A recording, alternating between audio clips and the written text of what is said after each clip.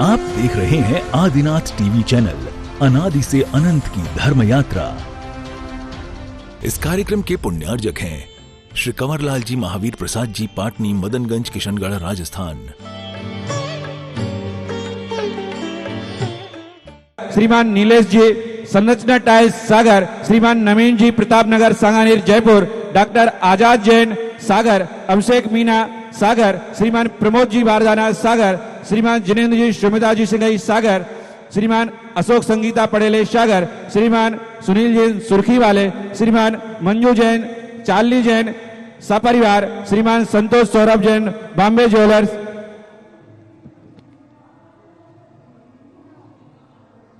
श्रीमान देवेंद्र जी, कर्रापुर वाले। श्रीमान देवेंद्र जी, जैना स्टील, सागर। श्रीमान संतोष कुमार, सोनू मोनू, पटना वाले। श्रीमान राकेश जी जैन, पटना वाले। ब्रह्मचारिणी बहन नीता दीदी, आशीष दीपक पारस किराना, राकेश सौरभ मोबाइल, गौरव। श्रीमान सुरेंद्र कुमार जी, डबडेरा वाले। आनंद कुमार जी, शेमरा वाले। श्री अजय जी, लंबरदार, ताजपुर वाले। श्रीमान रविंद्र कुमार जी, बसंत कुमार जी, सुभ्रा जी। श्रीमती बबीता जी, प्रकाश चंद जी, सुषमा जी। श्रीमान नीलेश जी, वर्धमान कॉलोनी। स्वाति जैन, वर्धमान कॉलोनी। श्रीमान प्रकाश चंद जी जैन, सागर। श्रीमान देवेंद्र जी जैन, सिहोरा। श्रीमान चक्रेश जैन, मसाला, बाहुबली कॉलोनी। श्रीमान मुन्ना लाल जी, ट्रक। श्रीमान सुनील सिद्धार्थ, शिल्पा सुपाड़ी। श्री प्रदीप जी,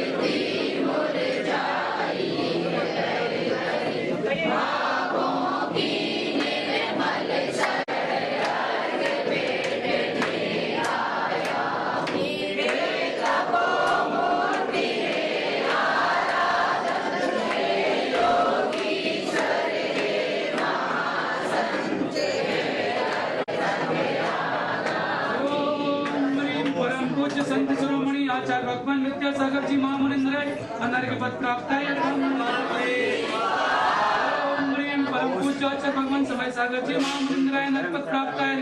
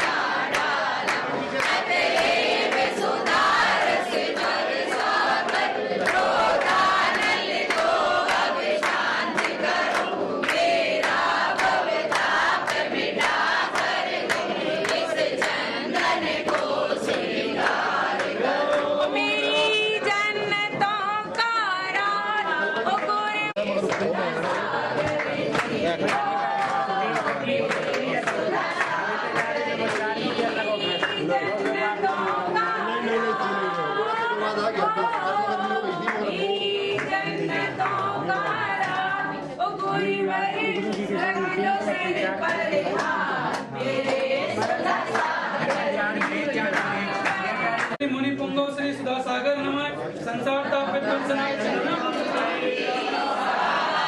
इसे बड़े गुरु का गुण गान रे आओ रे गुरु की भक्ति में मारो मन डोले गुरु की भक्ति में मारो मन डोले गुरु का गुण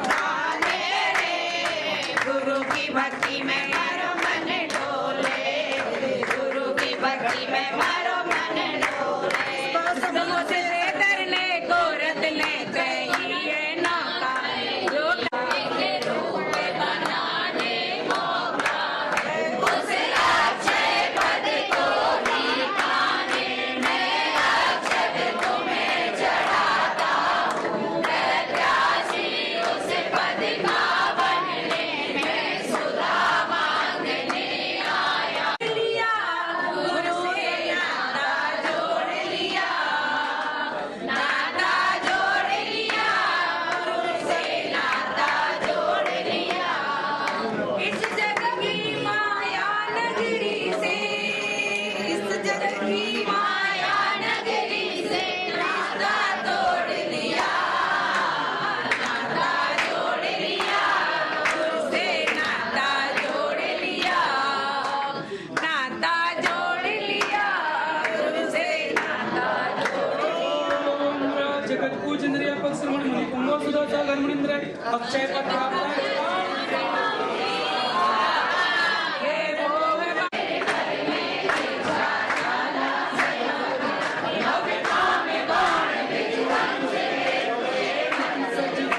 गुरुवर आए और बोले पास बिठा कि मैं हूँ ना कि चिंता करता है मेरे होते कि डरता है जब गुरुवर को देखा धीरज मैंने खोया लिपट गया चरणों से मैं फूट फूट कर रो मुस्काते होले होले गुरुवर भक्तों से बोले मुस्काते होले होले गुरुवर भक्तों से बोले मैं हूँ ना कि चिंता करता है मेरे होते कि डरता है ओम जगत पूज इंद्रिय पद श्रवण मुनि पुंगव सुधासागर मुनिंद्र काम बाढ़ विध्वंसनाय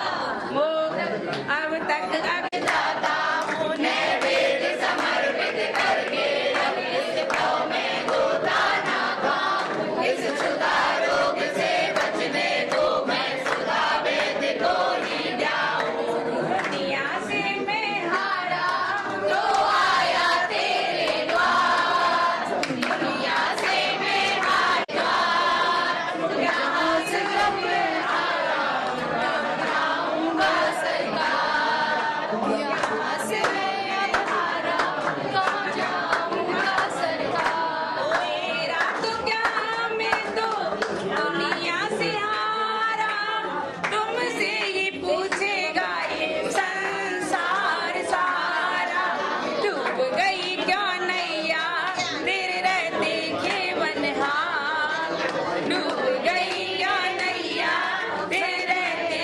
खेवनहार यहाँ से घर में हारा कहाँ जाऊंगा सरकार पद श्रवण मुनि पुंगव सुधासागर मुनिंद्र वो अंधकार से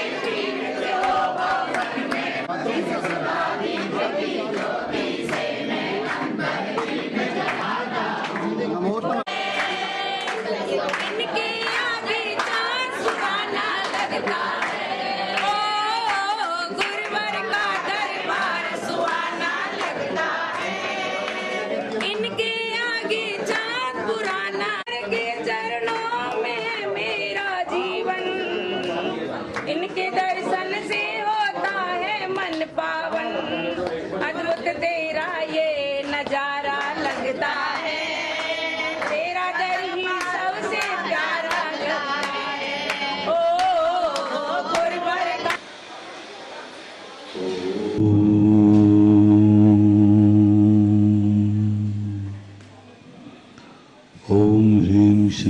क्लीं ऐं अरहं वं मम हं शं तं पं वं वं मम मम हम हम शं शं तं तं पं पम झं झं झीं झीं छीं छीं द्रां द्रां द्रीं द्रीं द्रावय द्रावय नमोर्हते भगवते श्रीमते ओम ह्रीं क्रोम अभिषेकारकस्य पापं खण्डय खण्डय जय जय दय दय पच पच पच पचय ओम नमो रं झं झीं छीं हं सं जं वं ह्रा यः सा छां छीं छूं छें छें छौं छं छा छ्वीं ह्रां ह्रीं ह्रूं ह्रैं ह्रैं ह्रौं ह्रं ह्रा द्रां द्रीं द्रावय द्रावय नमो रहते भगवते श्रीमते ठाठा श्रेष्ठी श्री समस्त शांतिधारा कत्रीणाम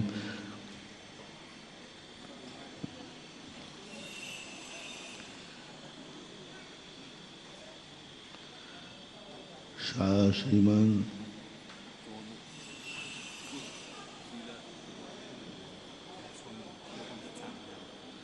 सोनू जैन जिसका आदि शीला प्रीति उमा देवी दीपक समस्त तालवेट परिवार और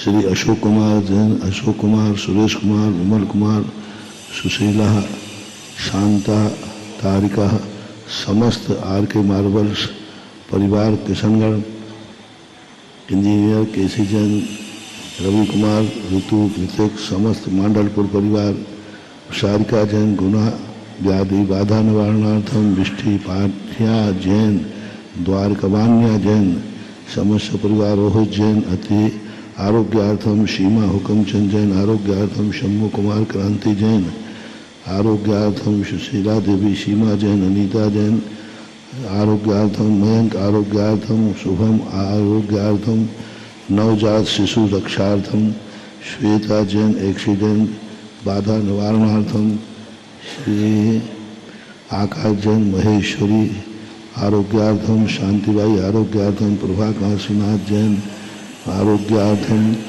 अशोक पेडले जैन आरोग्यार्थम सिद्धांत अशोकनगर अशोकनगर रुचिता जैन रेहान जैन समस्य बरा मंजूषा जैन आरोग्यार्थम दीक्षित आरोग्यार्थम छोटू जैन आरोग्यार्थम पारस जैन अमित जैन एक्सीडेंट व्याधि बाधा निवारणार्थम विवेक जैन उज्ज्वल जैन संजम जैन आरोग्यार्थम माँ प्रकाश चंद जी शशि जैन अमित अतुल श्रद्धा राजप्रिय समस्त महावीर ट्रांसपोर्ट परिवार श्री शांतिराज जैन कुमारी आशा आरोग्यार्थम मयंक जैन आरोग्यार्थम तरुण रजनी काला परिवार अनुराग प्रतीक्षा काला परिवार बॉम्बे अंकुर मनसा आर्यवेद जैन मुंबई निवासना चातुर्मासिक शांतिधारा श्री रस्तु वृद्धि रस्तु तुलसी रस्तु पुष्टि रस्तु शांति रस्तु कांति रस्तु कल्याण मस्तु सहाय युष्माकम कार्य सिद्ध्यर्थम सर्वविघ्न निवारणार्थम श्रीमद्भगवत सर्वज्ञ परमेष्टि परम पवित्राय नमो नमः श्री शांति भट्टारक पाद पद्म प्रसाद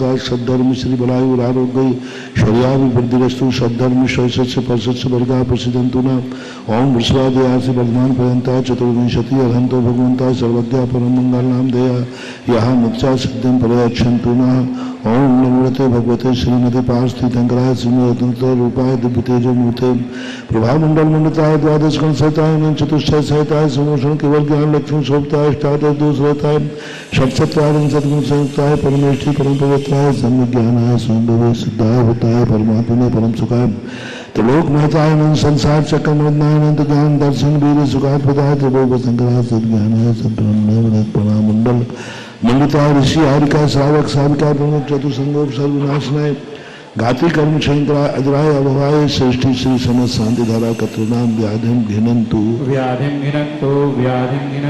श्री जनाभिषेक पूजन प्रसादात सर्वसेवका नाम सर्वदोष रोग शोक भय पीड़ा विनाशनम भवतु ओम नमो रते भगवते से प्रक्षिणा से दोष कर्मसाय दिव्य तेजो मूर्ते नमः श्री शांतिनाथाय शांतिकराय सर्वविघ्न प्रणाशनाय सर्वरोगा विनाशनाय सर्वपर के क्षुद्रपत्र विनाशनाय सर्वादश शांति कराय ओम ह्रां ह्रीं ह्रूं ह्रौं ह्रं ह्रा अश्या उषा नमः सर्वविघ्न शांतं कुरु कुरु तुष्टं पुष्टं कुरु कुरु स्वाम अभिषेक कारकस्य कामं सिंचन कामं बलिकामं क्रोधं पापं भैरं च अग्निवायुभयं सर्वशत्रुविघ्नं सर्वोपसर्गं सर्वविघ्नं सर्वराज्यभयं सर्वचौरदुष्टभयं सर्वसर्पविषक्षुरादिभयं सर्वग्रहभयं सर्वदोषं सर्वपरमन्त्रं परवात्मघातं परघातं च सर्वलोकं सर्वलोकं च सर्वधर्मारं सर्वगदा सर्वमेषादिमारं सर्वसदान वृक्षदा गुणपत्रपत्रं सर्वक्रूरताल साग्नि डाग्निभयानि सर्ववेदनीयं सर्ववेदनीयं सर्वापस्मारं अशोकरं दुःखानि दुष्टिजन तंत्र दुष्टि मुष्टि छल छद्र दोषान सर्वदुष्टदो दानावीर्नाथने कर दोषात सर्वाष्टकुल नाग्न दोषानि सर्वस्तावक सर्वादि दोषान सर्व सिंहाष्टापदादि को दोषान परशत्रु कदमानो चाटन विद्वेषण मोहन वशीकरणादि दोषान ओम ह्रीं श्रीं क्लीं ऐं अरहम ओम ह्रीं अस्मभ्याम चक्र विक्रम शतेजो बल शौर्य शांति पूरा पूरा सर्वजीवानंदनम जनानंदनम भव्यानंदनम गोकुलानंदनम सर्वराजानंदनम सर्वग्राम नगर कीट करवट बटन पत्रम धन मोक्ष सम्मानंदनम सर्वानंदनम कुरुपुरुषान यस्सुखं त्रिश्लोकेषु व्याधि विसंवर्जितम अभयं क्षयं आरोग्यम स्वस्तिरस्तु विदीयते श्री शांतिरस्तु सोमस्तु जयोस्तु नित्यमारोग्यस्तु तुष्टिरस्तु पुष्टिरस्तु समृद्धिरस्तु कल्याणमस्तु स्वाहा एवं अस्माकं कार्य सिद्ध्यर्थम सर्वविघ्नवाणार्थम श्रीमद् भगवत अनसर्व परमेष्टि परम पवित्राय नमो नमः ओम ह्रीं श्रीं क्लीं ऐं रमस्या उषानाथ विद्यायै नमोरहंताणं रं शब्दशान्तिं कुरु कुरु स्वाहा ओम ह्रीं श्रीं क्लीं ऐं रमस्या उषानाथ विद्यायै नमोरहंताणं रं शब्दशान्तिं कुरु कुरु स्वाहा आयुर्वल्ली विलासं सकल सुखफलैर्राजत्व धियं वीरं शरीरं रूपमं उपनयत्वा तनोत्तुष्टिकीर्तं सिद्धिं वृद्धिं समृद्धिं प्रतिदितरणेश्वरदुष्टै प्रतापं कान्तं शान्तं समाधिं पितृजितां उत्तमां शान्तिदाता संगोजिकानां प्रतिपालिकानां यतीन्द्रसामान्यतपोधनानां देशस्थिरास्तस्य पुरस्य राज्ञा करोतु शान्तिं भगवज्जिनेन्द्र करोतु शांति भगवद्जिनेन्द्र करोतु शांति भगवद् ओम ह्रीं अष्टप्रातिहार मध्ये छत्रत्वं स्थापयामि ओम चव्रत ओम ह्रीं विश्वातिहार मध्ये चव्रद्वयं स्थापयामि ओम ह्रीं अभिषेकान्त विश्वादिवीरान्तेभ्यो अर्घ्यं उपान्ति ओम ह्रीं अभिषेकान्त विश्वादिदीवान्तेभ्यो पुष्पांजलि क्षिपे स्वाहा। चलिए चलिए ओनली हमारे जो चारों श्रावक श्रेष्ठी परिवार शीघ्रता से पहुंचे सर्वप्रथम और हमारे आरके पाटनी परिवार जो है आरके मारवाल परिवार है वो आए। उसके बाद क्रम से जो हमारे 3 श्रावक श्रेष्ठी उनको अंदर आने दें। पाटनी जी को आगे लाइए भैया। चलिए बाकी सभी लोगों से निवेदन है कि नीचे पहुंच जाएं जो भी यहाँ खड़े हुए हैं सभी लोग नीचे स्थान ग्रहण करें। ऊपर मंच पर सिर्फ श्रावक श्रेष्ठी परिवार ही बैठेगा। ऊपर मंच पर भैया श्रावक श्रेष्ठी परिवार ही बैठेगा। श्रावक श्रेष्ठी हैं आपसे अनुरोध है करबद्ध निवेदन है कि आप लोग नीचे स्थान ग्रहण करें। जो हमारा श्रावक श्रेष्ठी परिवार बाहर से पधारे हुए हैं। आज हमारे प्रथम श्रावक श्रेष्ठी परिवार सोनू भैया डिक्स वाले आज नगद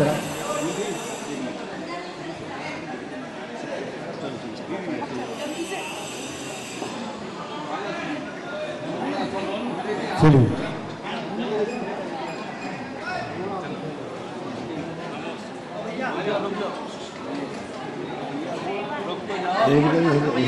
मैंने गुरु के चरण पखारे सौभाग्य सभी लोग स्टेज को खाली कर दें नीचे पहुंच जाए।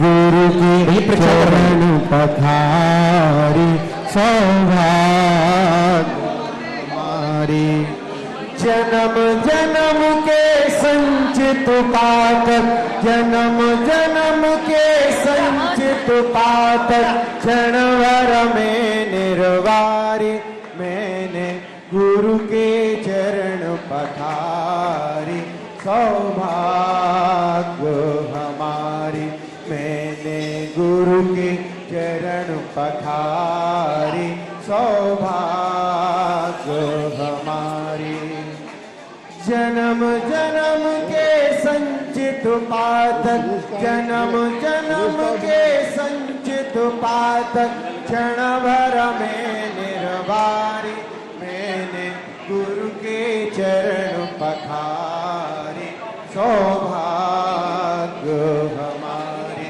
मैंने गुरु के चरण पखारे, सौभाग्य हमारे, श्रद्धा हमारी भाषा, निष्ठा हमारा नाम। सभी लोग नीचे स्थान ग्रहण करें भैया। गुरुदेव की शरण में हे गुरुवर मिले किनारा, गुरुदेव की शरण में भव का मिले किनारा।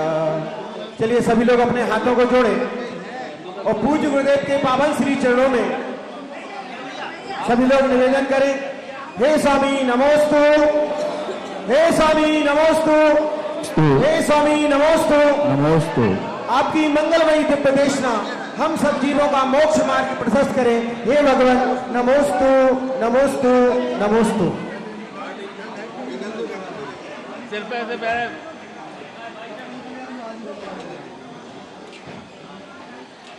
चलो नीचे हो जाओ, नीचे से चले जाओ।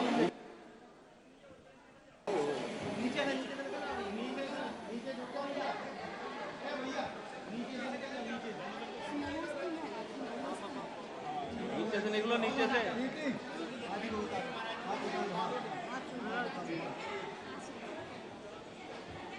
आज के हमारे प्रमाण श्रावक सृष्टि परिवार, हमारे परम आदरणीय श्रीमान आर के मालवर परिवार और आज के हमारे सभी सोनोडिक्स परिवार और केसी जैन साहब जिनका जन्मदिन भी है और चतुर्थ श्रावक सृष्टि का नाम मुझे याद नहीं आ रहा है, वो सभी यहाँ पर आ जाएं और चित्र अनावरण करके आज के कार्य का शुभारंभ करें। बड़े बाबा और छोटे बाबा के चित्र का अनावरण कर रहे हैं, दीप प्रज्वलन कर रहे हैं।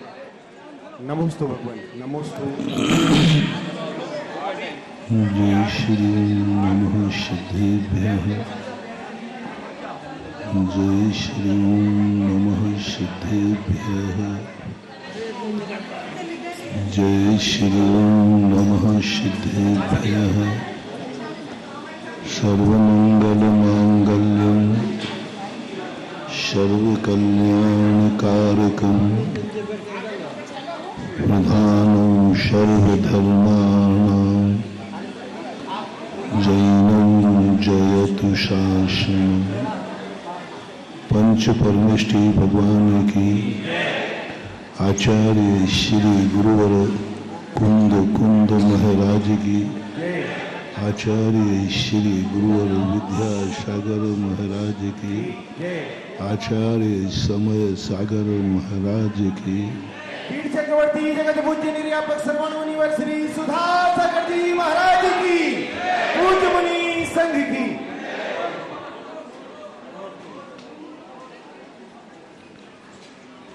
अभी विगत दिनों से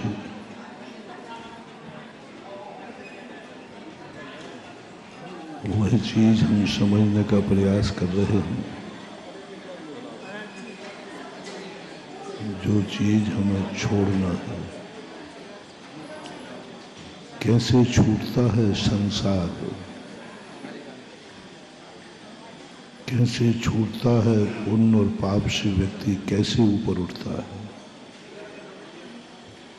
लोग यह बात समझ से परे होती जा रही है। इस भौतिक युग में, इस वैज्ञानिक युग में तीर्थंकरों का और केवल ज्ञानियों का अभाव होने से लोगों को बात समझ में नहीं आ रही है कि धर्म भी कोई अच्छी चीज है। लोगों को समझ में नहीं आ रहा है त्याग भी कोई अच्छी चीज है। लोगों को समझ में नहीं आ रहा है कि अच्छा इंसान बनना भी अच्छी चीज है, क्योंकि अच्छा आदमी बनने के लिए हमें प्रत्यक्ष में कष्ट उठाना पड़ते हैं। प्रत्यक्ष में दुख ही दुख नजर आता है। जितने भी अच्छे आदमी हुए हैं, इनका जीवन देखना, सबका जीवन संकटमय रहा। अब इतने कष्टों को देखकर व्यक्ति घबरा जाता है कि इसमें भविष्य में क्या सुख मिलेगा। वर्तमान में इतने कष्ट हैं तो भविष्य में कष्ट ही मिलेगा। जिसकी शुरुआत करने में कष्ट हो, उसका अंत भी कष्टमय होगा। ये आज के विचारकों का सोच है। आज के विचारक इस बात का निर्णय कर चुके हैं, जिस कार्य को करने में, प्रारंभ करने में कष्ट हो, उसका भविष्य सुखमय हो ही नहीं सकता। ये सारे संसार का सोच बन चुका है। और शास्त्र इतिहास ये कहते हैं, जिनका जिस क्रिया में प्रारंभ में कष्ट की अनुभूति होती है, उसका अंत सुखमय होता है। 3 पन होते हैं, तीनों पनों में बचपन, जवानी और बुढ़ापा, एक जीवन कष्टमय व्यतीत करना है, चयन आपको करना है। एक जीवन कष्टमय होगा। जिनका बचपन और जवानी कष्टमय नहीं है, उनका बुढ़ापा कष्टमय होगा, उनका अंत अच्छा नहीं होता, उनका मरण अच्छा नहीं होता। वो समाधि पूर्वक मरण नहीं कर पाते, क्योंकि उनके 2 पन अच्छे बीते हैं। बचपन में कोई कष्ट नहीं आया, नहीं। जवानी में कोई कष्ट नहीं आया, तो बुढ़ापे में भोगना पड़ेगा। यदि जवानी बचपन अच्छा निकल गया, जवानी में कष्ट आ गया, तो बुढ़ापा अच्छा निकल जाएगा, वो समाधि भी कर सकता। और जिसका प्रारंभिक जीवन कष्टमय बीता हो, शुरू से ही, उसका जवानी और उसका बुढ़ापा दोनों सुखमय व्यतीत होते हैं।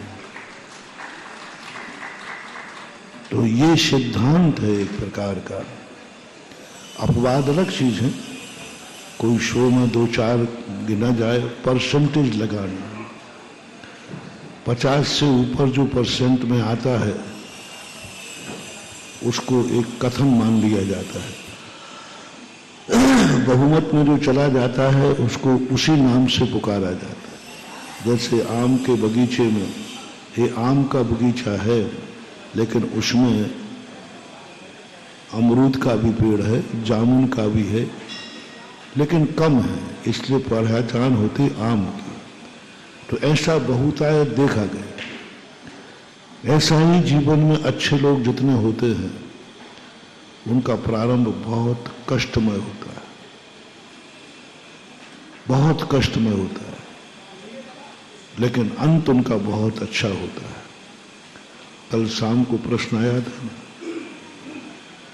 कि कष्टमय जीवन वालों की, कष्ट में किया हुआ धर्म, कष्ट में लिखा गया भक्तांबर स्तोत्र ज्यादा ताकतवान नहीं है, ऐसा उनका सोच रहता है। एक बहुत बड़ी भूल कर रहा है। एक वह व्यक्ति जिसने अच्छा इंसान बनने के लिए कष्ट को स्वीकार किया है, एक वह व्यक्ति जो धर्म पर चलने के लिए कष्ट स्वीकार किए। ऐसे कष्टवान जीवों के जीवन की आप लोग हमेशा लिस्ट रखना। रिपीट कर रहा हूं, पापी व्यक्ति की नहीं कह रहा हूं। पापी व्यक्ति तो प्रारंभ में सुख में रहता है, बहुत सुख में रहता है। जैसे आपकी पिक्चर का खलनायक बहुत सुखी रहता है, शुरू से सुखी रहता है, शुरू से उसके अलग ढंग रहते हैं। और हीरो का देखना आप अक्सर कर उसका प्रारंभिक बहुत बुरा होता है। कोई अनाथ होता है, कोई गलत परिवार में पैदा होता है, कुछ ऐसे हैं माँ बाप पैदा करके सड़क पे छोड़ देते हैं। अक्सर कर पिक्चरों का हीरो देखना, उसका प्रारंभ इतना गंदा होता है, इतना गंदा होता है, लोग उसे नाली का कीड़ा भी कह देते हैं। पिक्चरों को देखा करो तो मात्र पिक्चरों का भाव पक्ष देखा करो। पिक्चर, हर पिक्चर एक शिक्षा के लिए बनाई जाती है। हर पिक्चर राष्ट्र और जीवन के उत्थान के लिए बनाई जाती है। उसमें दिखाना जाया जाता है किस तरीके व्यक्ति का, किस तरीके से जीवन का अंत होता है। ऐसो आराम दिखाएंगे, पाप दिखाएंगे, सब दिखाएंगे, लेकिन उसका अंत भी दिखाएंगे। पिक्चर इसलिए नहीं बनाई जाती कि हीरो की सुखी दिखाना है। पिक्चर इसलिए बनाई जाती है कि हीरो को दुखी दिखाना है। पिक्चर इसलिए नहीं बनाई जाती है कि खलनायक को, पापी को दुखी दिखाना है। पिक्चर इसलिए बनाई जाती है कि खलनायक को जितना सुख दे सको देना है, जितना सुख मिल सके। सबसे अच्छी पिक्चर का रूप है, नाटक का रूप है। इसे हमारी भाषा में कहें तो हमारे पुराणों का नियम है, इसे प्रथमान योग। आपकी आधुनिक भाषा में पिक्चर एक कहानी को लेकर बनती है, और वही हमारे यहाँ पुराण संज्ञा देते हैं किसी व्यक्ति की कहानी को लेकर शुरू होते हैं। दोनों में कोई अंतर नहीं है, दोनों में एक कहानी है, दोनों में दो पात्र है। आज तक कोई कहानी ऐसी नहीं बनी जिसमें कोई खलनायक ना हो।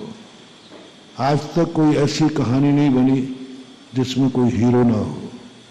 हीरो और खलनायक नहीं हो, वो कहानी कथा नहीं बन सकती, वो पुराण नहीं बन सकती, वो शिक्षाप्रद नहीं बन सकती। तो उससे ढूंढा जाता है कि इसका खलनायक क्या है।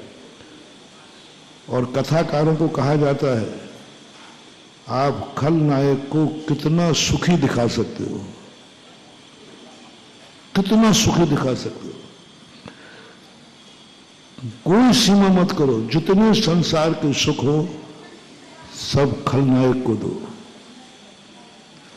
और जितने संसार के दुख हो, जितने बेइज्जती हो, नीच कुल हो, दर्दता हो, अनाथता हो, ये सब जितने ज्यादा तुम दुख हीरो को दिखा सको उतनी ही पिक्चर शिक्षाप्रद मानी जाती है। ये सोच तुम्हारी फिल्मी दुनिया का नहीं है, ये सोच हमारे आचार्यों का था। उन्हीं लोगों के ऊपर पुराण लिखे गए जिनके जीवन का खलनायक सबसे ज्यादा सुखी था, जैसे रावण।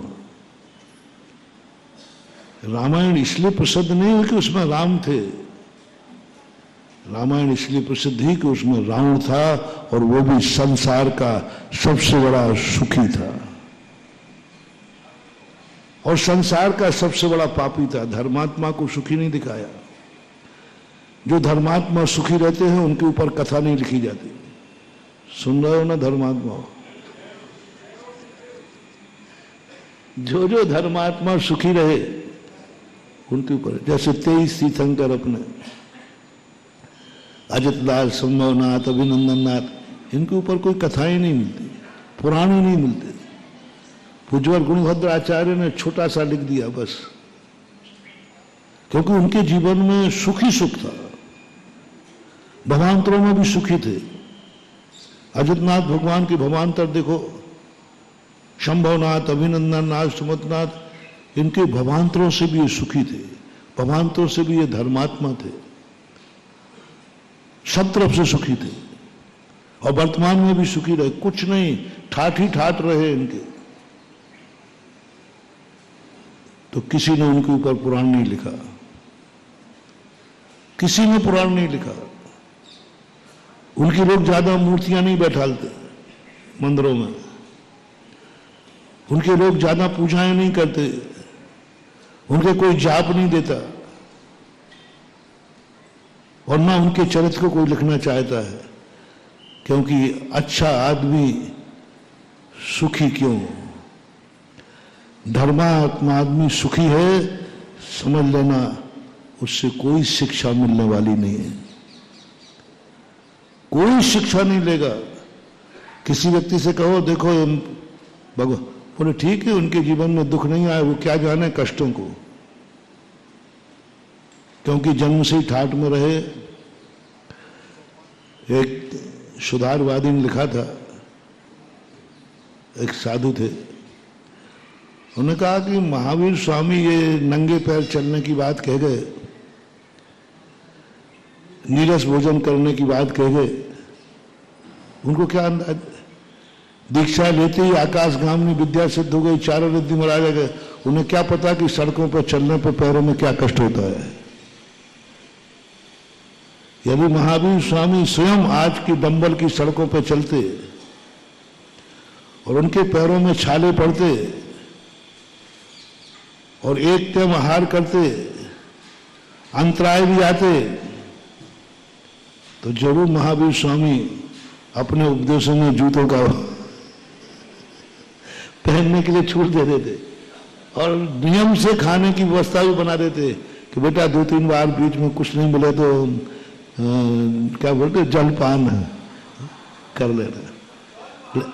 लेकिन उनको तो कोई अनुभव नहीं था, उन्होंने कभी छाले पड़े नहीं, वो जमीन पे कभी चले ही नहीं, चारों रिद्धि प्राप्त कर ली, आकाश में चलते थे, हाथ में रिद्धि थी। कितने लोगों उन्होंने कहा, बहुत उसमें एक सुधारवादी थे, दिगंबर नहीं थे वो, लेकिन महावीर को मानने वाले। उन्होंने कहा महावीर स्वामी ने छिलके खा लिए। बोले काहे के छिलके खा लिए? अरे उनको रिद्धि थी कि उनके हाथ में छिलके पहुंचे, वो सतवत भोजन बन गए। उनके मुंह में एक सर्पी श्रावी नाम की रिद्धि थी, वो मुंह में पहुंच करके वो सतवत भोजन बन गए। अब उन्हें क्या छिलकों का आनंद है?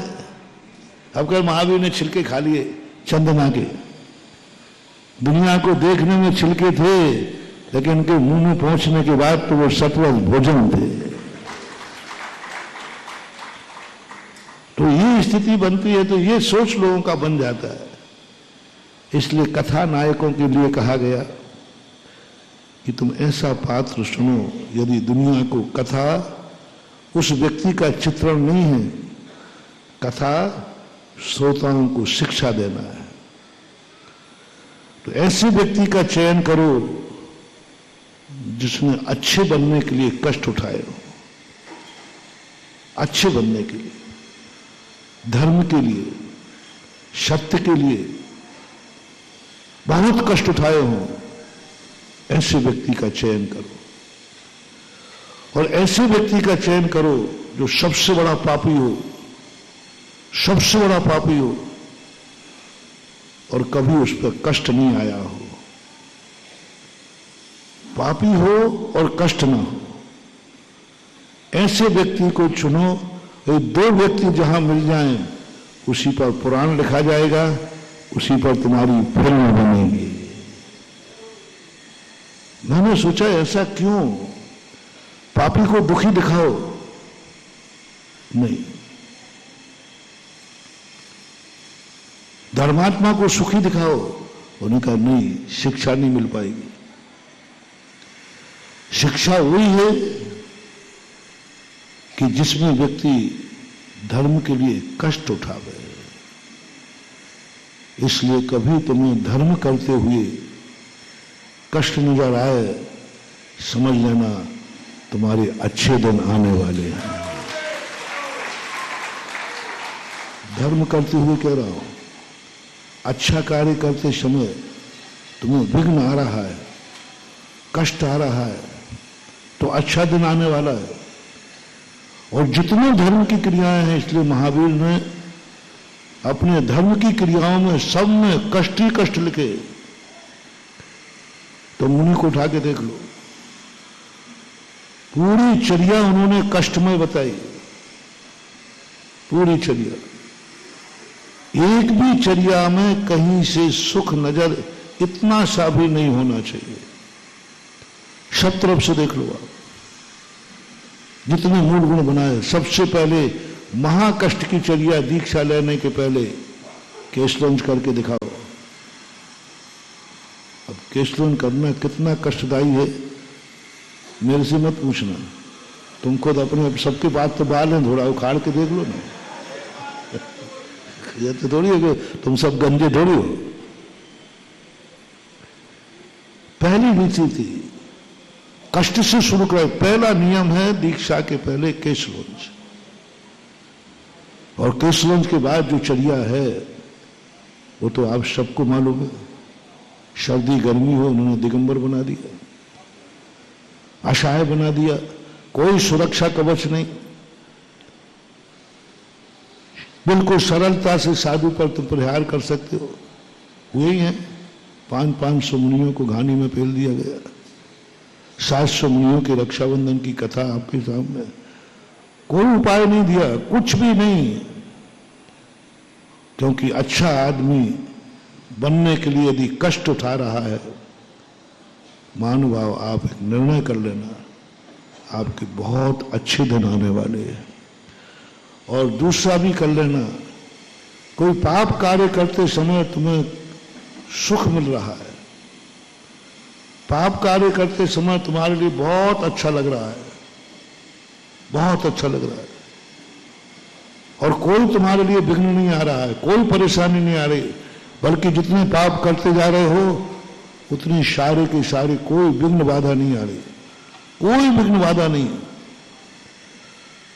यदि किसी पाप करते समय तुम्हें ऐसी अनुभूति हो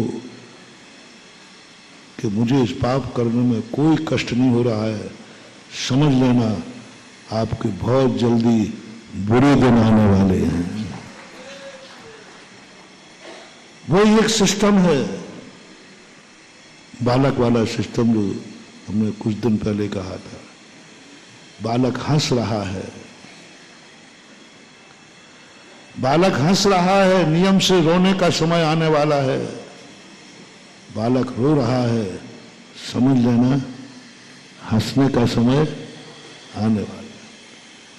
तो अपने जीवन की जो धारणाएं दुनिया बना रही है, जो अपन विगत दिनों से चर्चा कर रहे हैं, कि मत समझो ये कि जिसका जीवन कष्टमय है वह हमारे लिए क्या दे पाएगा। कहा भक्तांबर पाठ कष्टों में लिखा गया, उसमें उतनी ताकत नहीं है। आज मैं कहता हूं भक्तांबर पाठ से, भक्तांबर स्त्रोत से ज्यादा ताकत किसी स्त्रोत में नहीं। मैं नहीं बोल रहा हूं, मैंने कल कहा था कि मैंने किसी चीज की महिमा नहीं गाई, मैं क्या महिमा गाऊंगा, मेरी क्या औकात है। मैंने तो इतना किया है कि इन सब चीजों पर धूल आ गई थी, इन सब को मैंने धूल हटा करके बस इनको चमकीला बना दिया, बस इससे ज्यादा कुछ नहीं किया। भक्त पहले से लोग कहते महाराज भक्तांबर की बहुत महिमा गाते हैं, इसलिए सारा जगत भक्तांबर को मानने लगा है। जो थोड़े से हमारे निगेटिव होते ना, वो कहते महाराज ने कह दिया तो भक्तांबर महान हो गया क्या, महाराज ने इतनी महिमा गाते इसलिए लोग मानते हैं। तो पहले तो मुझे खुशी होती है कि मेरे वचनों में कम से कम इतनी ताकत तो है कि दुनिया मान लेती है। दूसरी बात मुझे लगता है कि उनको ये मालूम नहीं है कि भक्तांबर आज से 1300 साल पहले लिखा गया। मेरे जन्म के पहले ही सारे भारत में कौन से स्त्रोत को पढ़ने वाले ज्यादा हैं? आज नहीं, पहले से, जन्म से पहले से, पीढ़ी दर पीढ़ी दादा से पूछ लो, वो भी यही कहेंगे भक्तांबर सबसे ज्यादा प्रसिद्ध है। अरे यहां तक का था कि जब कोई बच्चा बच्ची को देखने जाता था पहले, तो पूछते थे क्या भक्तांबर का फलाना कड़ा आता है क्या? इतनी प्रसिद्धि थी। दूसरा उदाहरण तो हमने कल कितना बढ़िया दिया, 24 तीर्थंकरों में से किसी तीर्थंकर के नाम में वो ताकत नहीं है, वो अतिशय नहीं है, वो संकट मोचकता नहीं है। मैं नहीं बोलूंगा, तुम ही लोग बोल रहा। उनका नाम क्या है? क्यों भाई पारसनाथ? क्यों? सारे जगत में सबसे ज्यादा मूर्तियां किन भगवान की? क्यों? ये तो हमने नहीं बैठा ली ना, ये तो मैंने नहीं बैठा ली। सारे जगत में पारसनाथ की मूर्ति। क्यों पारसनाथ को लोग चाहते हैं? क्यों उनको संकट मोचक कहा? जो सबसे ज्यादा संकट में रहे, मात्र एक तीर्थंकर है पारसनाथ, जिसमें 10 भाव में उन्होंने किसी भाव में शांति से नहीं रह पाए। आप 10 भाव उठा के देख लो, स्वर्ग का भाव छोड़ देना, जब जब वो मनुष्य बने तब तक उनका जीवन कष्ट में। किसी भी तीर्थंकर का जीवन, मैंने सभी तीर्थंकरों के 10 भाव पढ़े, किसी भी तीर्थंकर के 10 भाव में मनुष्यों के कोई कष्ट नहीं आए। उनको देखो, कष्ट ही पे कष्ट।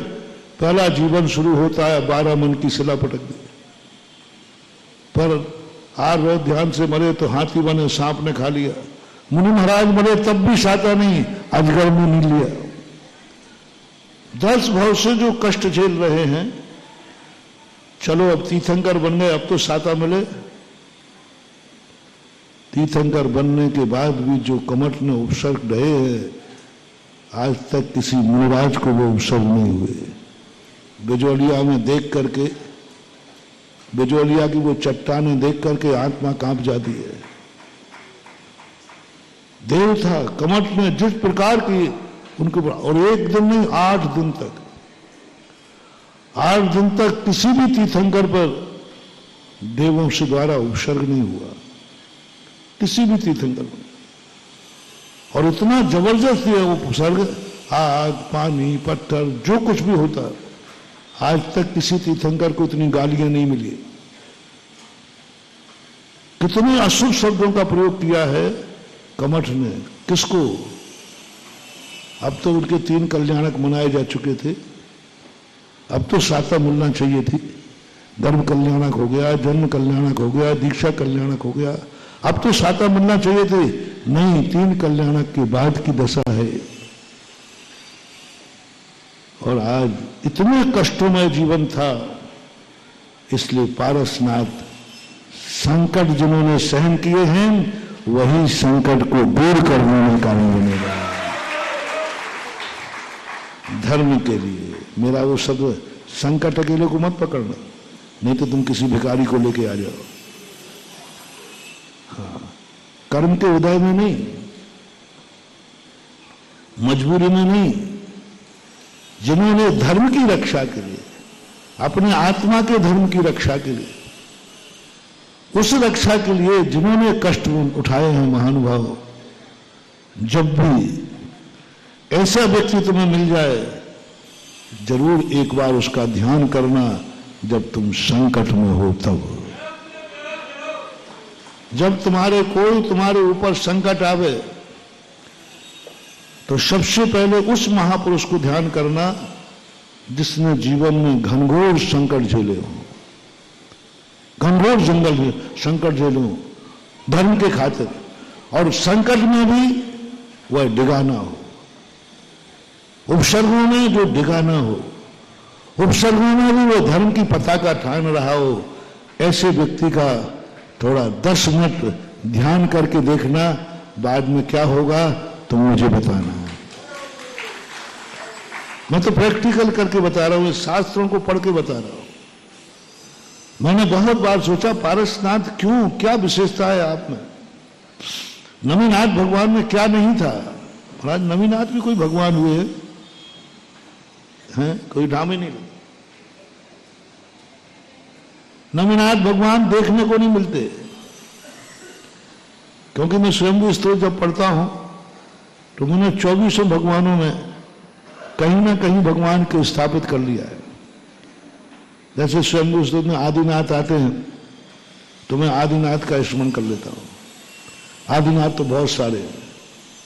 आदित्यनाथ का यदि कभी स्तोत्र पढ़ता हूं तो तुरंत मैं सौरीपुर बटीपुर से चला जाता हूँ। वहां के अजितनाथ भगवान बहुत शानदार है, नीचे ऊपर नीचे। शंभुनाथ भगवान तो तुरंत चला जाता हूँ रणथंबोर। रणथंबोर का ध्यान करते हुए शंभु अभिनंदन नाथ भगवान पढ़ता हूं तो ललितपुर के अभिनंदन नाथ भगवान की मूर्ति। जब सुमतनाथ भगवान का पढ़ता हूं तो भद्रोदय तीर्थ क्षेत्र रवाशा सुमतनाथ भगवान। पदम प्रभु भगवान पढ़ते हैं तो पदम प्रभु तो प्रसिद्ध है। सुपार्शनाथ भगवान बहुत मुश्किल से मिलते हैं क्योंकि उनके जीवन में कोई कष्ट ही नहीं आए। तो मैंने कहा भैया भगवान थोड़े बहुत कष्ट झेल लेते तो कम से कम मुझे मिलते जाते कहीं आप। सुपार्शनाथ भगवान मिलते बहुत मुश्किल में। कुंडलपुर में जब वंदना करते हुए लौटते हैं तो एक मंदिर में सुपार्शनाथ भगवान है, वो बहुत अच्छे भगवान, एनर्जीफुल भगवान है। चंद्रपुर भगवान मिल जाते हैं बहुत सारे अलग अलग भगवानों का। पुरुषोत्तम भगवान, फिर कठिन के भगवान आ गए। तो पुरुषोत्तम भगवान को जब स्तुति पढ़ता हूं तो तुरंत में पहुंच जाता हूं सम्मेद शिखर तेरापंथ की कोठी में। तेरापंथ की कोठी में एक मंदिर है बीच में, बहुत भाई भगवान है, पुरुषोत्तम भगवान वहां पर। शीतलनाथ भगवान वो थोड़ा मुश्किल से मिलते हैं लेकिन मिल जाते हैं। सूरत के पास सजोद है, वहां शीतलनाथ भगवान मिल जाते हैं। वहां के शीतलनाथ भगवान बहुत अच्छा मंदिर है, अतिशयकारी मूर्ति है जो बैलगाड़ी में चल के आई थी राजाओं के द्वारा और वहां रुक गई। श्रीयांशनाथ भगवान भी बहुत कम मिलते हैं लेकिन मिल गए एक चतुर्मास में बांसवाड़ा खांडू कॉलोनी के। और बांसपुर भगवान को जब ढूंढता हूं तो मुझे मिलते हैं जयपुर में खानिया में राणा जी की नसिया के बांसपुर भगवान। ये मैं प्रतिदिन भगवान का जब बांसपुर स्तुति करता हूं तो उस मूर्ति का अक्ष बना लेता हूं। विमलनाथ भगवान की बहुत कठिन है थोड़े। अनंतनाथ भगवान बहुत कठिन है। धर्मनाथ भगवान भी कठिन है, ये ज्यादा स्थानों पर नहीं मिलते। इनके लिए मैं जहां जहां 24 है ना, उन 24 में से उन भगवानों को चुन लेता हूं। लेकिन स्तोत्र पढ़ते समय कोई ना कोई भगवान जरूर मैं अपने सामने रखता हूं, क्योंकि खाली पढ़ने से उतना मन एकाग्र नहीं होता। जब कोई अक्ष सामने होता है तो मन की विशुद्धि ज्यादा बढ़ती है। अपन ऐसे स्तोत्र पढ़ना, ऐसी पूजा करना, आप लोग देखना, और भगवान की सामने मूर्ति में पूजा करना, अंतर आएगा कि नहीं? बहुत अंतर आता है। ऐसे अपन पूजा, आप पूजा कर लो और मूर्ति सामने हो, ऐसे हम स्वयं स्तोत्र पढ़ना और कोई मूर्ति सामने आ जाती है, उस स्तोत्र में बहुत मन लगता है, बहुत मन लगता है, मन एकाग्र हो जाता है मूर्ति को देखते देखते। शांतिनाथ भगवान तो फिर बहुत सारे हैं, कुंतनाथ भी बहुत सारे, अरयनाथ भी बहुत, क्योंकि त्रिमूर्ति शांति कुंत अरयनाथ, ये तो बहुत पुराने पाणा साहब ने जगह जगह ये तीनों मूर्तियां बैठा ली। अब अरयनाथ भगवान के बाद आते हैं मल्लीनाथ, ये भी बहुत कम मिले। मुनिश्व्रतनाथ तो भगवान है।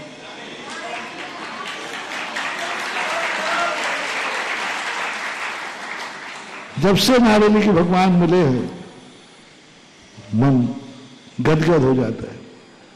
उनकी छवि आते ही मुझे एक बहुत बड़ा वरदान उस मूर्ति के सामने मिला था। उस मूर्ति के सामने हमें एक प्रश्न का जवाब मिला था कि एक हमारे छोटे महाराज का एक मरण हुआ था, आकस्मिक हो गया। 2-3 महाराजों का ऐसा हो गया। तो मेरे मन में अच्छा भाव नहीं आया। मन की भगवान, ये इस प्रकृति के न्यायालय में गलत है। कम से कम किसी का नंबर आना चाहिए तो क्रम से आना चाहिए। जो क्रम से आना चाहिए, पहले बड़ों का नंबर आना चाहिए, फिर छोटों का नंबर आना चाहिए। ये क्या तरीका है कि हम बड़े बैठे हैं और छोटे चले गए? एक ऐसा मन में विकल्प आया, आ गया। क्योंकि उनकी जो देख करके बहुत छोटी सी उम्र, बहुत छोटा सा जीवन, छोटी सी साधना, और उनको चले गए। तो उनके संबंध में जब मैंने ध्यान किया तो मुझे शिकायत हुई इस प्रकृति से, भगवान से, कि भगवान ये अन्याय है। मैं बड़ा हूं और वो छोटा था, वो क्यों चला गया? कहीं आपके ऑडिट में गड़बड़ी हो गई है, ऑडिट करने में गड़बड़ी हो गई है, इसलिए वो भूल चूक। आइंदा आप सुधार करें कि क्रम का ध्यान रखें। जो बड़ा है वो आप पहले ले जाइए, जो छोटे हैं उनका बाद में नंबर आना चाहिए। भगवान ये आदत आप सुधार लेना आगे से। मुश्किल से 6 महीने नहीं हुए, फिर एक छोटा चला गया। फिर मैंने कि भगवान आपसे कहा था कि आदत सुधार लेना, वो नहीं सुधरा। थोड़ा मन में थोड़ा क्लेश भाव भी रहा। लेकिन जब किशनगढ़ के अंदर ये मूर्तियां निकली थी बहुत पहले, लेकिन मैंने दर्शन नहीं किया था। एक दिन एकाएक, वो भी पूरे 4 महीने में लोगों ने दर्शन को कहा, नहीं हुआ। चातुर्मास के बाद एकाएक एक गोधाम में मूर्तियां भूगर्भ से निकली थी। वहां सुबह देखने अनायास, पता नहीं किसी ने कुछ नहीं कहा। सुबह शौच के लिए जाता था, एकाएक कहा, मैंने कि चलो आज मूर्तियां देखने चलते हैं। मूर्ति देखने के बाद मुझे प्रश्न का जवाब मिला, तू कैसे चला जाता, तेरी किस्मत में तो मुनि सुब्रतनाथ का दर्शन लिखा है। वहां जवाब। मैं मूर्ति को देखकर स्तब्ध रह गया। जिस समय उसको छुआ, मेरे पूरे शरीर में जो झंझनाहट आई, आज तक किसी मूर्ति को नहीं आई। किसी भी, मैं सब मूर्तियों की एनर्जी टेस्ट करता हूं, आपको नजर नहीं आएगी। जैसे आपको, यदि आप अपनी नाड़ी देखो तो क्या लगता है? मां फड़क रही है, और वही नाड़ी वैद्य देखे तो तुरंत बता देता है कब की नाड़ी है कि बाद की, पित्त की बीमारी बता देता है। वो मुझे कहना चाहिए, गॉड गिफ्ट समझना चाहिए। जैसे ही मूर्ति को पकड़ा, मैं एकदम इतना स्तब्ध रह गया कि आज भी दुनिया में ऐसी एनर्जी वाली मूर्तियां हैं। ऐसी एनर्जी वाली मूर्तियां तो हमने शास्त्रों में पढ़ी थी, ऐसी एनर्जी वाली मूर्तियां तो हमने पद्म पुराण में पढ़ी थी, ऐसी एनर्जी वाली मुनि सुब्रतनाथ का वर्णन तो हमने अंजना की गुफा में पढ़ा था। अंजना हुई ना, अंजना, वो जब वनवास में थी 22 साल के वियोग में, जब अंजना जिस गुफा में थी, उस गुफा में मुनि सुब्रतनाथ की मूर्ति उत्कीर्ण थी। जब सिंह उनके ऊपर उस गुफा में आया, क्योंकि उस गुफा में सिंह रहता था, वो सिंह घूमते घामते आया। अंजना और वसंत माला ये दोनों वहां थी। हनुमान उस समय जन्म हो चुका था। शेर ने जिस प्रकार से आक्रमण किया, अंजना ने मात मुनि सुब्रतनाथ भगवान की मूर्ति का स्मरण किया कि मरना तो निश्चित है, भागने का कोई रास्ता नहीं है, बस मैं आपका ध्यान करते हुए जीवन अंत करूंगी। उसी समय सिंह के सामने अष्टापद आ गया। अष्टापद सिंह से पावरफुल होता है। उसके 8 पैर होते हैं, वो कहीं से भी गिरेगा। 4 पीठ पे होते हैं, 4 नीचे होते हैं। यदि उल्टा भी करोगे तो भी पैर से गिरेगा। शेर पीठ के बल गिरेगा तो चित्त हो जाएगा, अष्टापद कभी नहीं होता। और वो अष्टापद का रूप लेकर के अष्टापद सामने आया। उसको देख के शेर भाग गया। उस मूर्ति की एनर्जी का वर्णन वहां किया। तो मैंने तो शास्त्रों में पढ़ा था, होता होगा चौथे काल में ऐसी मूर्तियां। पहली बार उस मूर्ति को देख के लगा कि पंचम काल में भी, आज के युग में भी ऐसी मूर्तियां, ऐसी एनर्जी वाली मूर्तियां हैं बस उसी समय मुझे आनंद की अनुभूति हुई और मेरे अंदर से आवाज आई, जैसे मूर्ति कह रहे हो तू कैसे जल्दी मर जाता, तेरे द्वारा तो इस मूर्ति की एनर्जी नापना बाकी थी।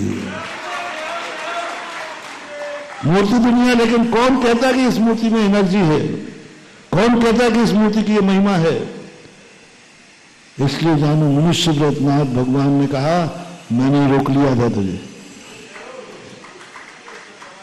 और फिर से ठाठ के बाद पहली मूर्ति भूगर्भ से निकलकर इतने ठाठ से ज्ञानोदय तीर्थ में आई थी। तो मुनि सुब्रतनाथ भगवान का याद करता हूं तो वो तो फेवरेट हैं ही। उनके प्रति तो विशुद्धि सबसे ज्यादा बढ़ जाती है जब मुनि सुब्रतनाथ भगवान की स्तुति करता हूं। फिर आते हैं कौन से? नमीनाथ। ये भी बहुत मुश्किल है, फिर भी खोज तो लिया मैंने सब। नमीनाथ भगवान की स्तुति करना पड़ती है। नील कमल जिनका चिन्ह है। ललितपुर के पास एक देवगढ़ है, मूर्तियों का भंडार है। बड़े मंदिर के पीछे एक खड़गासन मूर्ति है, वो नमीनाथ भगवान की है, उसके सामने बैठ के करते हैं। और नमीनाथ भगवान जो है गिरनारी है। गिरनारी की पहली टोंक पर जो मूर्ति है वो एक बहुत बड़ी मूर्ति है। और पारसनाथ तो है, कितने पारस, कभी किसी कभी किसी कभी कहीं, कभी एक पारसनाथ नहीं, पता नहीं कितने पारसनाथ हैं। और बहुत अच्छे अच्छे हैं, कभी किसी के सामने पढ़ लेता हूं, कभी किसी के सामने पढ़ लेता हूं। और महावीर स्वामी, श्री महावीर जी जिंदाबाद है ना। मूर्ति की शक्तियां, तो इस प्रकार से उनके जब जीवन को देखते हैं तो कौन सी मूर्ति में, भूगोल की मूर्तियों में अतिशय क्यों होता है? कल के प्रश्न का जवाब दे रहा हूं कि संकट में की हुई वो, जिसके ऊपर संकट आए हों उसमें अतिशय एनर्जी कम होती है, ये प्रश्न था। और मैं भी कह रहा हूं कि सबसे ज्यादा एनर्जी उनमें होती है जिनमें संकट आते हैं। लेकिन अच्छे आदमी की बात कर रहा हूं। मूर्ति भूगर्भ में सबसे ज्यादा निकलने वाली मूर्तियों का अतिशय क्यों होता है? क्योंकि वो सैकड़ों वर्षों तक जमीन के अंदर संकट झेलती रही है और संकट में जमीन के अंदर गई है। हर मूर्ति जमीन के अंदर गई है, किसी न किसी संकट में गई है, किसी न किसी संकट आया है। और हजारों साल तक जमीन के अंदर संकट झेलती रही। और जब वो निकल के आती है तो उस मूर्ति संकट मोचक बन जाती है। इसलिए उस मूर्ति को आप देखना, सबसे ज्यादा अतिशयकारी मूर्तियां कौन कौन सी हैं? महावीर जी के, महावीर स्वामी कहां से निकले थे? तेजारा के चंद्र प्रभु, पद्म प्रभु के पद्म प्रभु, और भी जितने भगवान हैं ज्यादातर उन्हीं की प्रसिद्धि है, क्योंकि वो संकट झेल के आई। संकट झेलने वाला व्यक्ति फिर भी अपनी मूर्तिपनी को कायम रखा। कितनी मूर्तियां संकट में आते ही खंडित हो जाती है, राजाओं उनको खंडित कर दिया। उन मूर्तियों में कोई दम नहीं थी, वे अपनी जिंदगी को नहीं बचा पाए, क्योंकि उनमें इतनी ताकत ही नहीं थी। मूर्ति में थे, भगवान में अतिशय अलग है, मूर्ति का अलग है। भगवान के सबके अलग अलग मैं बताता हूं। मूर्तियां जितनी होती हैं, हर मूर्ति की एनर्जी अलग अलग होती है, भले एक भगवान की क्यों ना हो। उन मूर्ति में दम ही नहीं थी कि चोरों ने आया, आताताई राजा आए, उनने खंडित किया, वो खंडित हो गए। लेकिन जिन मूर्तियों में दम थी, उन मूर्तियों को भी राजा खंडित करने आया था।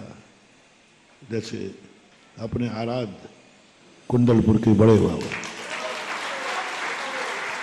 नहीं कर पाए। सांगानेर के मंदिर को खंडित करने के लिए तीन राजाओं ने उसको खंडित करने के लिए ठानी थी। कुंभकगढ़ और एक और गांव है जो अभी भी है, ध्यान दिया। ये तीन राजाओं ने एक साथ नष्ट करने की बात की, क्योंकि उसी मंदिर के पास में राजा सांगा छुपे हुए थे। सांगानेर को तहस नहस करने का मूल कारण था कि राजा सांगा को पता चला कि वो सांगानेर में कहीं छुपे हुए हैं। तो तीन राजाओं ने घेर कर सांगानेर का तहस नहस किया, एक एक चप्पा चप्पा छान लिया सांगा को ढूंढने के लिए। लेकिन सांगा उस समय आदिनाथ जिनेंद्र भगवान के मंदिर में छुपे थे, अकेले सांगा, ओनली सांगा। तो सारा तहस नहस किया। जब अंदर मंदिर के पास आए तो मंदिर को आकर के एक पत्थर भी नहीं उखाड़ पाए। मंदिर को तहस नहस किया, लेकिन सारे राजा कीलित हो गए। सारे राजाओं को वहां से वापस लौटना पड़ा और ये मान के चले गए।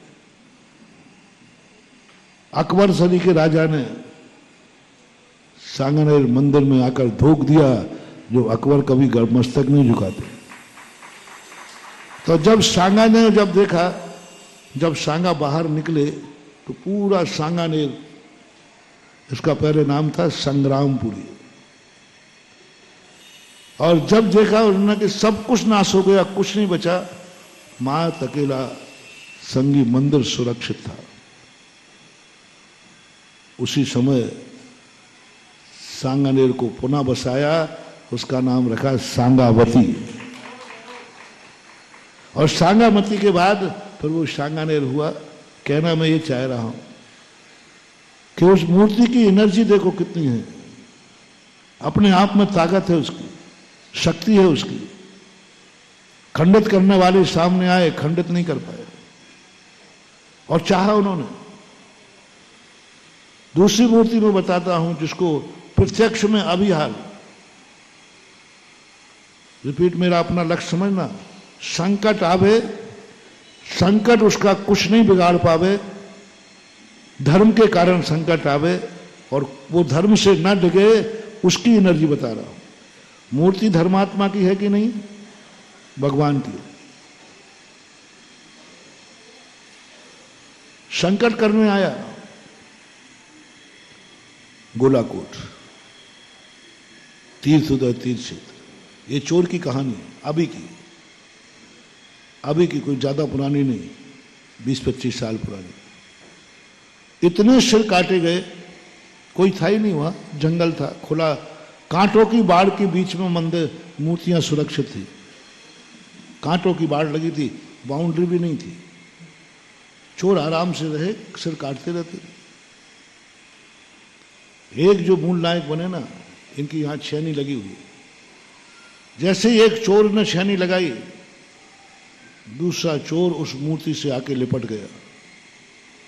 बोले साहब, सरदार से कहा, इस मूर्ति को मैं काटने नहीं दूंगा, मेरी गर्दन काट दो।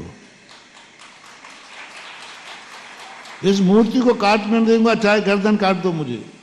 चोर कहता है तो चोरी करने आया है कि मूर्ति बचाने आया है?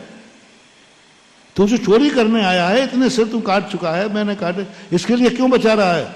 बस मेरा कहना है कि साहब इसको छोड़ दो, जितनी मूर्तियां हैं सबके सिर काट लो, पर इसका मत काटो। वो मूर्ति से लिपट गया।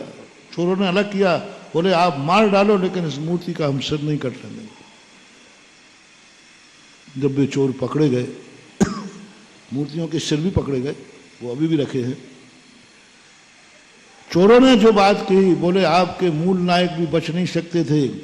उनके सरदार ने बताया, इस चोर की बदौलत है कि उस मूर्ति को हाथ नहीं लगा पाए और वो बच गए। अब देखो मूर्ति की ताकत देखना। मैंने देखा ऐसा कभी हुआ है कि एक चोर इस मूर्ति को बचाया जो चोर की मूर्ति काटने आया। उसी संस्मरण को सुनकर के मैं गोलाकोट गया था। मेरा नेचर अलग है।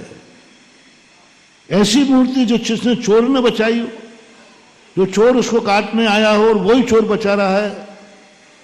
कि जब मुझे पता चला बामोर के अंदर, पूजवर ने हमें बामोर पंचराणा दिया था आचार्य महाराज ने, तो बामोर पंचराणा जब वहां सारी बात सुनी मैंने कहा चलो चलते।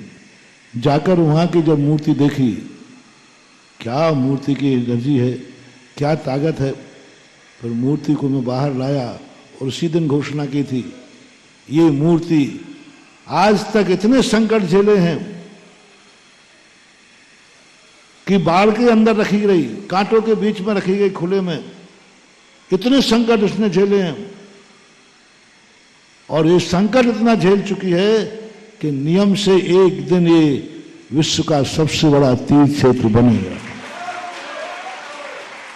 और आप लोग कहते हो कि सबसे अच्छा विकसित क्षेत्र कौन है आज के जमाने में, है? सब लोग कहते हैं वहां के जो व्यवस्थित किया गया, तो सब हम और आप नहीं कर रहे हैं। कभी कभी उस मूर्ति में ऐसी दम होती है, क्योंकि वो मूर्ति इतने जीवन में आई, चोर ने बचाई जैसे।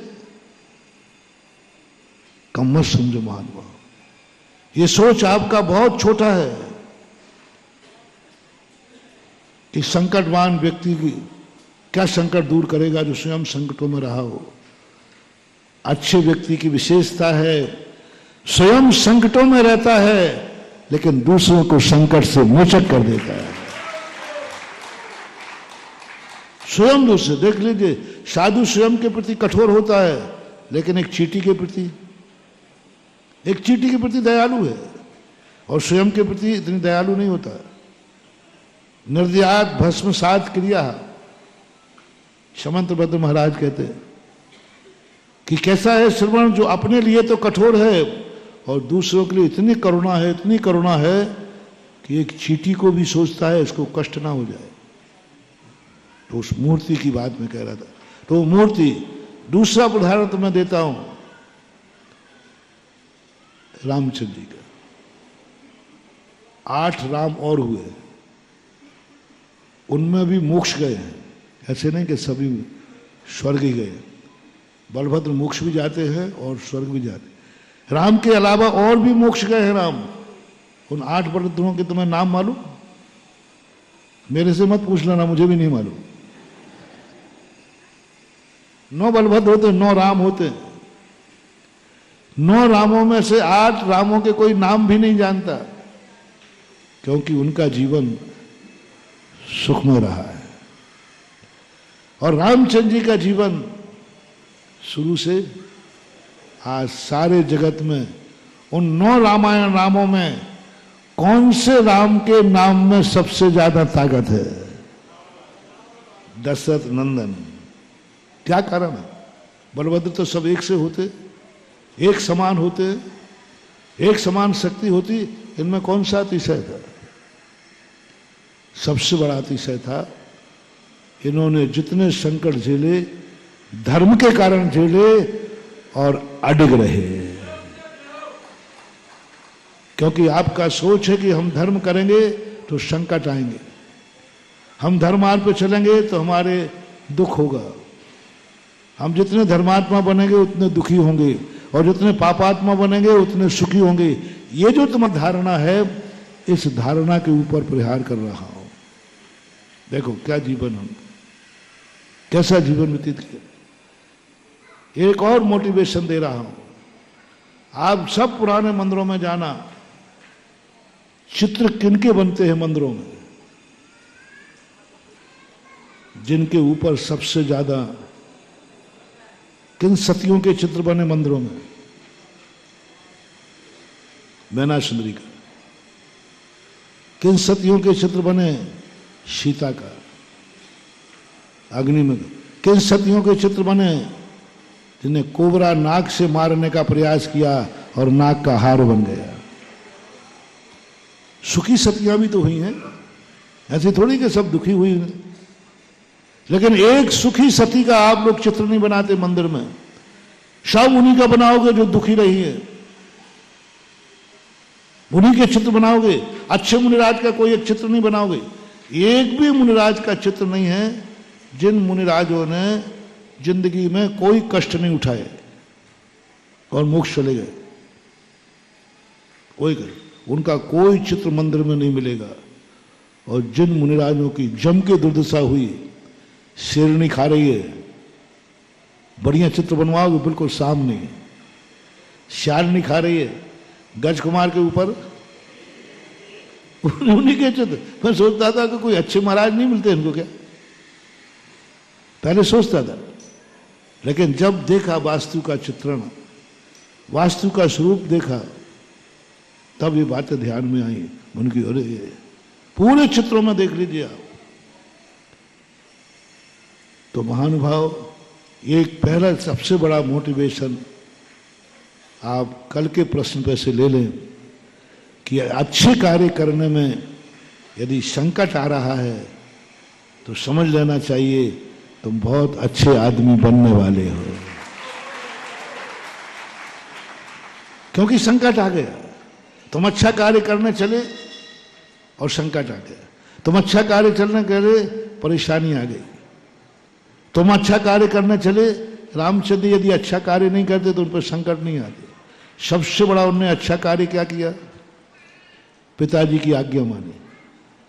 पिता की आज्ञा मानना अच्छा कार्य था कि बुरा कार्य है? बस संकट चालू, संकट चालू, वनवास चलेगा, लो साहब अयोध्या छोड़ना पड़ी। और थोड़ा सा अधर्म कर लेते, नहीं मानना, जाओ क्या करोगे, तो बढ़िया अयोध्या में राज्य करते। कोई दुनिया की ताकत नहीं है जो रामचंद्र जी को राजगद्दी से रोक पाते। लेकिन बस एक ही बात, एक ही बात, पिता की आज्ञा मानना धर्म है, शपूत का कार्य है। संकट चालू हो गया ना, और नहीं मानते तो बिल्कुल संकट नहीं आता। अयोध्या के राजा होते, ना सीता का अपहरण होता, ना लक्ष्मण को शक्ति लगती, ना दर दर की ठोकरें खाते। आपसे पूछना चाहता हूं, रामचंद्र जी ने समझदारी की कि ना समझी? ऊपर से मत बोलना। पिता की आज्ञा का पालन करना समझदारी की कि ना समझी? समझदारी की। अच्छा आदमी, अच्छे कार्य करने के लिए जब संकट आते हैं तो उसे बुरा मत मानना महानुभाव, पीछे मत हटना, उसे ये मानना अच्छे आदमी बनने का यही लक्षण है कि विघ्न आएगा। अच्छे आदमी बनने का यही लक्षण है, और इस लक्षण को अपन चलेंगे लेकर के तो हमें कोई भी विघ्न बाधा धर्म कार्य से रोक नहीं पाएगी, कोई विघ्न बाधा हमारे परिणामों को बिगाड़ नहीं पाएगी। लक्ष्मण की सैया पड़ी हुई है, उस समय देखना इसका परिणाम क्या निकलेगा। रामचंद्र जी ने मरने की घोषणा कर दी, बहुत बड़ी। व्यक्ति सुसाइड कब करता है? जब उनके दुख सिर से बाहर हो जाते। मैंने सब पहली बार जब पद्म पुराण पढ़ा, पूज्य गुरुदेव ने दिया था सन 1980 में मुक्तागिरी के अंदर। हम और क्षमा सागर जी थे। एक पुराण आचार्य को भेंट में आया था, 3 भाग हैं उसके। तो उन्होंने कहा ऐसा करो, एक एक भाग करके तुम दोनों पढ़ो इसको, एक तुम पढ़ना एक तुम पढ़ना, ऐसे अदल बदल के पढ़ना। पहली बार जब पढ़ा तो जब रामचंद्र जी के जब देखा है कि रामचंद्र जी घोषणा कर रहे हैं कि प्रातःकाल लक्ष्मण जीवित नहीं हुआ तो मैं भी जीवित अग्नि में प्रवेश कर जाएंगे। मैंने कहा इतना राग, इतना राग हो गया राग। और उसी समय फिर तुरंत विभीषण आ गए, हनुमान अंगद आ गए। ये घोषणा करते ही सब काम गए, पूरी छावनी काम गई। सबको मालूम था कि लक्ष्मण कभी जीवित हो नहीं सकते, क्योंकि वो अमोघ शक्ति थी, अमोघ शक्ति थी, जीवित होने का सवाल ही नहीं है। और रात भर बाकी, और रावण ने चारों तरफ पहरेदारी कर दी, कोई भी लक्ष्मण तक पहुंच ना जाए। रावण का देश था, लंका में तो थे ही वो। उस समय विभीषण समझाते हैं, हनुमान वगैरह, मर्यादा पुरुषोत्तम, आप इतना साहस खो रहे हैं, आप इतना साहस खो रहे हैं, धर्म की शरण पकड़ो, धर्म को समझो। इतना साहस हो रहे हैं, आप धर्म पर विश्वास करो। मैंने जब पढ़ा, मैंने कि अभी हाल रामचंद्र जी एक आध झापड़ लगाएंगे इनमें, और रामचंद्र जी क्रोध में आके बोले क्या धर्म धर्म मचा रखा है, इसी धर्म ने तो हमें बर्बाद कर दिया।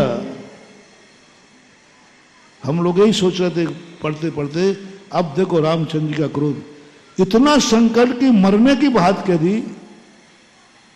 और उस व्यक्ति को जितने संकट आए सब धर्म के कारण आए,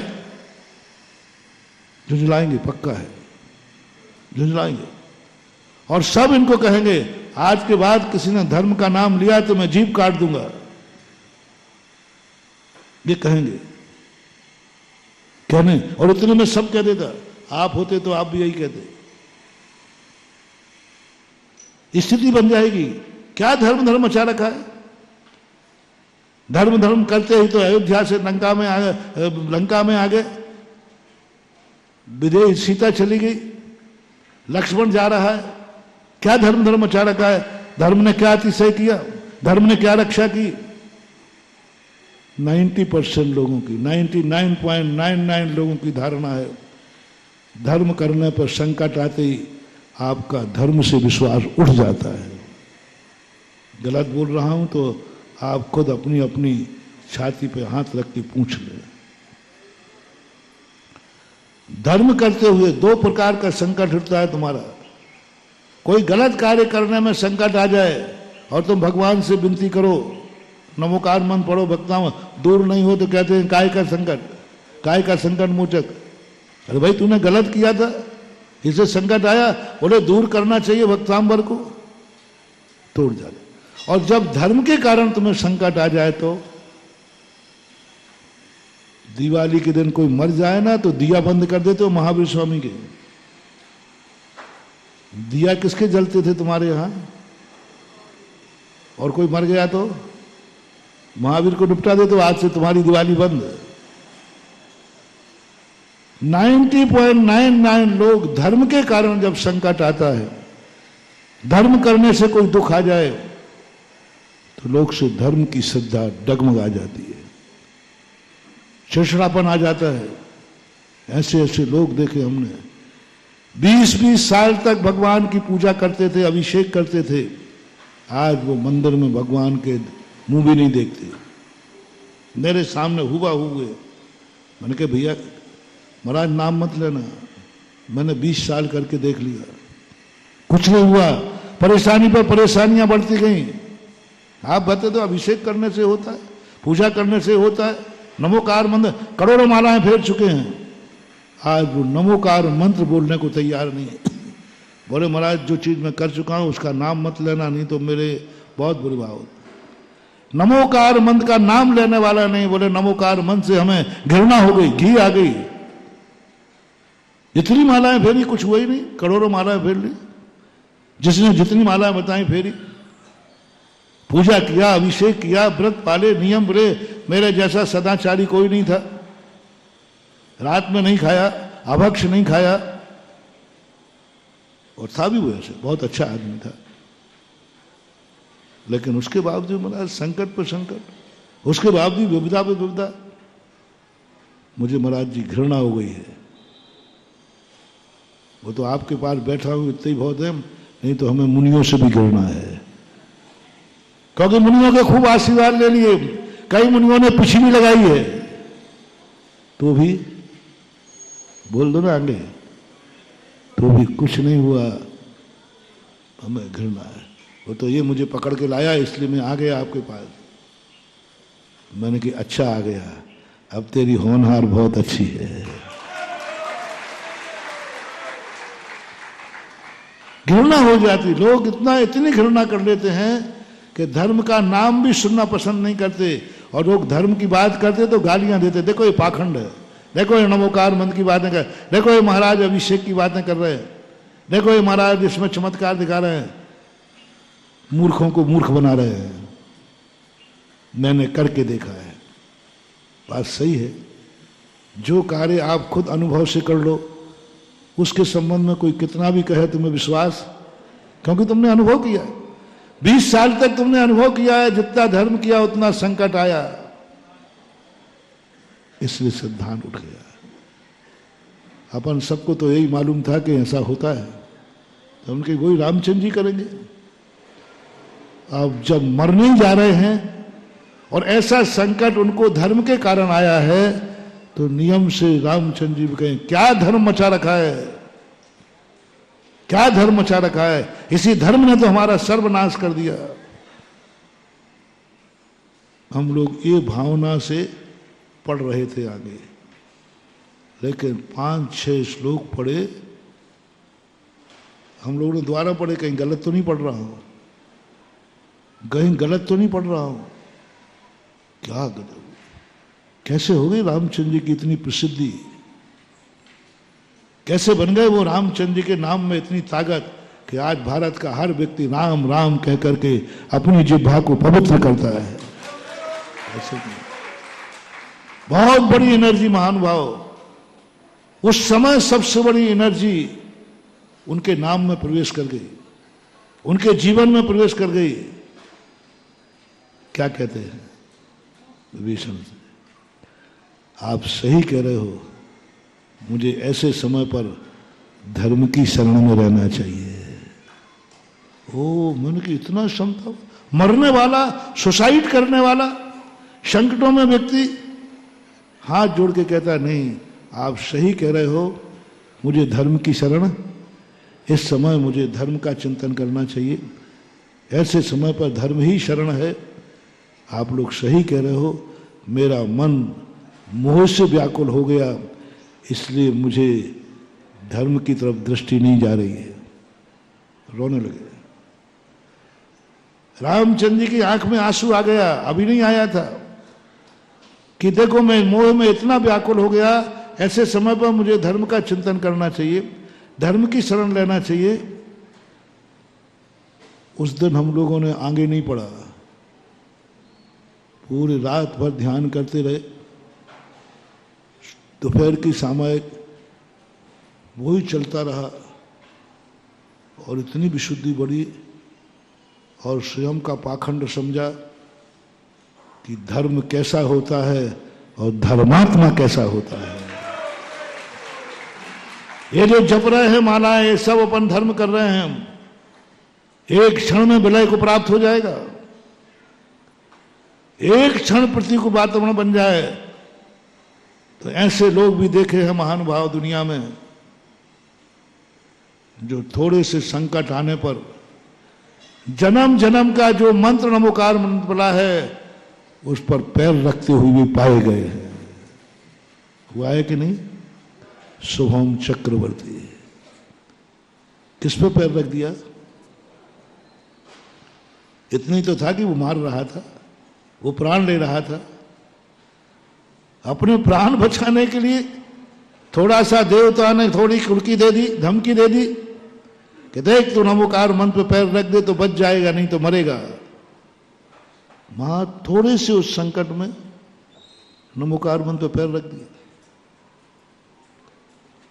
और एक वो हैं आत्माएं जो मरना मंजूर कर रही हैं, लेकिन धर्म से घृणा करने को तैयार है। मरना मंजूर है, मैं मरूंगा सुबह, लेकिन धर्म के प्रति किंचित मात्र भी उल्हायना नहीं, किंचित मात्र भी धर्म के प्रति विशुद्धि में कमी नहीं, किंचित मात्र भी।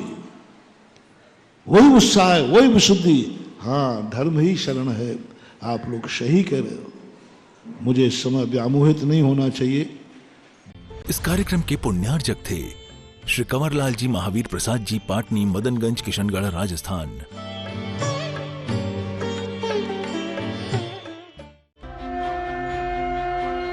आप देख रहे हैं आदिनाथ टीवी चैनल, अनादि से अनंत की धर्म यात्रा।